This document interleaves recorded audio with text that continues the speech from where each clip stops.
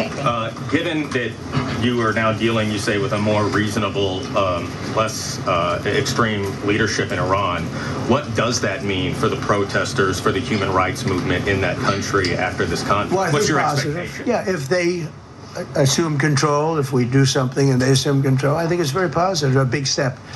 I don't think you see the radicalization that you have seen in the last. Look what happened. I mean, women are being executed because they're not properly clothed, they say. They're not properly clothed, and they execute the women. They shoot them right on the street. No, you have a much different group of people. Now, I'm not saying we are dealing with them. Essentially, they have till 8 o'clock tomorrow night, Eastern time. But we are dealing with them. I think it's going well. Mr. Witkoff is here, and JD's involved in the dealing. Mr. Witkoff is sitting right here, and I think it's going fine, but we'll have to see. You have to understand, we've been dealing with these people for 47 years. I'm standing here with a much more powerful Iran as of a month ago, not anymore. Right now, they are decapitated. But I'm standing here a month ago with a much more powerful Iran than it was at any point during 47 years. This should have been handled by 7 presidents, a lot of presidents. And those presidents are saying now, every one of them to their friends, we should have done this a long time ago. So it's not something I like doing. It's very dangerous, and we're getting them at the height of their strength. If I didn't terminate the Barack Hussein Obama Iran nuclear deal, they would have had don't forget, that was a path to a nuclear weapon. Remember this. He chose Iran over Israel. Pure and simple. How Israel can vote for a Democrat is if you're Jewish in New York City or any place else in this country, and how you can vote for a Democrat is unbelievable, because he chose Iran, a very hostile Iran. Remember when he filled up a 757 with cash, billions of dollars of cash, and he sent it over to them. Then they gave them tens of billions of dollars. He chose Iran over Israel, and really the Arab world, if you look, because, you know, the other, Saudi Arabia, Qatar, UAE, I mean, you take a look. I mean, I can add Kuwait, and I can add Bahrain, and you can add others. He chose such an unlikely candidate. Nobody could believe it. Frankly, if you're going to choose between Iraq and Iran, he should have befriended Iraq. He went in the exact opposite direction of all thinking, and he made a terrible mistake. But that was a road to a nuclear weapon. And when I terminated that, everyone said, oh, he terminated it. It was one of the best things we ever did, because he had a road to a nuclear weapon. And it was a very short-term deal. You know, countries don't do 10-year deals. Countries do hundreds of years.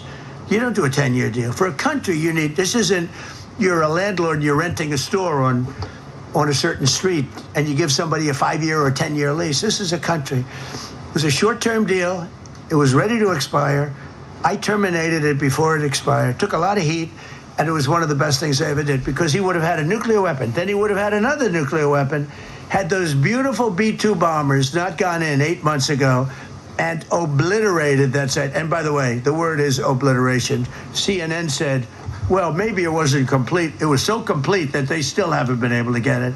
It was obliteration. But if we didn't hit them, that was a courageous decision, too, because we had all those planes flying in at night with very little cover, unbelievable stealth planes, and they were able to do their job. If we didn't do that, Iran would have had a nuclear weapon at a high level, either one of those two instances. And if they did, in my opinion, I told this to Bibi Netanyahu yesterday, Israel would have been extinguished. Large portions of the Middle East would have been extinguished, whether it's Saudi Arabia, Qatar, UAE, or others. And you saw that with thousands of missiles raining down upon them. They didn't think they were going to be hit. They thought they'd be watching us fight. And all of a sudden, UAE got hit by 1,500 missiles. He would have taken them out also. And they were powerful.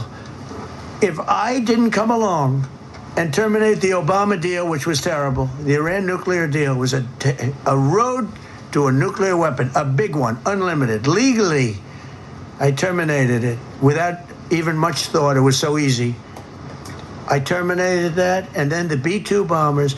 And I did one other thing. I had killed Qasem Soleimani, who was an evil genius. And the reason I did it, I heard he was going to knock out 5 of our military bases. And had he lived, I believe we would be fighting perhaps a different Iran right now, because he's never been replaced, you know. And I did one other, but this one was not picked up. Osama bin Laden. If you read my book, I said you got to take him out 1 year before the World Trade Center came down. So I wish you'd read the book. But you, as a president, to be a good president, I believe you have to have good instincts. And a lot of this is instinct. Yeah, please. Thank you so much for taking my question, Mr. President. Mr. President, last week you suggested that Europe should take the lead on reopening the Strait of Hormuz. Has circumstances changed now that you're issuing a direct 48-hour ultimatum? And secondly, would a new ceasefire include Israel, or would it just be between Iran I can't and the talk US? about ceasefire, but I can tell you that we have a active, willing participant on the other side. They would like to be able to make a deal. I can't say any more than that. Mr. President, thank you so much. You've listed the goals. Excuse me. Please, go ahead. You've listed the goals. Who you with? Who you with? My name is Diyar Kurd. I'm with the largest Kurdish media outlet, Rudaw Media Network. It's based in Iran. Go ahead. Mr. President, you said before that you don't want the Kurdish forces to enter Iran and be harmed. Do you still want them to stay away, or what role do you expect them to play now? I'd rather have them stay away. And then, I'd rather have them stay away because I think they bring with them some problems and some difficulties. And I don't think they bring death, I mean, you know, to themselves. But I'd rather have them stay away. Go ahead. Thank you, Mr. President, for the question. Deliberate attacks on civilian infrastructure violate the Geneva Conventions and Who you international with? law. Who you with? I'm with the New York Times. Zolan from the New York Times. Are you Failing. Are you You see concerned? circulation way down at the New York Times. Are What's you going on concerned with it? that your threat to bomb power plants and bridges amount to No, war not at crimes? all. No. I hope I don't have to do it. But again, I just said 47 years they've been negotiating with these people. They're great negotiators. Why would that act And not because violate they're not going to have a nuclear weapon. And if somebody that takes my place someday is weak and ineffective, which possibly that will happen because we had numerous presidents that were weak, ineffective, and afraid of Iran, we're never going to let Iran have a nuclear weapon. And if you think it's okay for people that are sick of mind, that are tough, smart, and sick, really sick, you know, from a policy standpoint, from a standpoint, any which way you want to say, mentally, these are disturbed people. If you think I'm going to allow them, and powerful and rich, to have a nuclear weapon, you can tell your friends at the New York Times, not going to happen. It means violating international law. Quiet.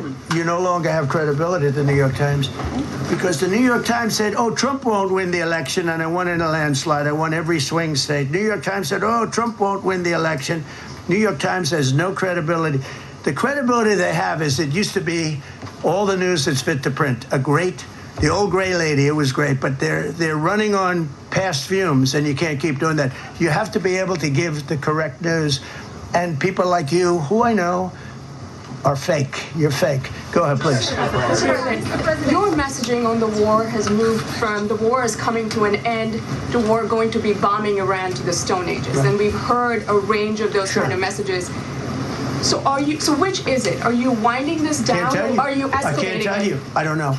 I can't tell you. It depends what they do. This is a critical period. They have a period of, well, till tomorrow at 8 o'clock.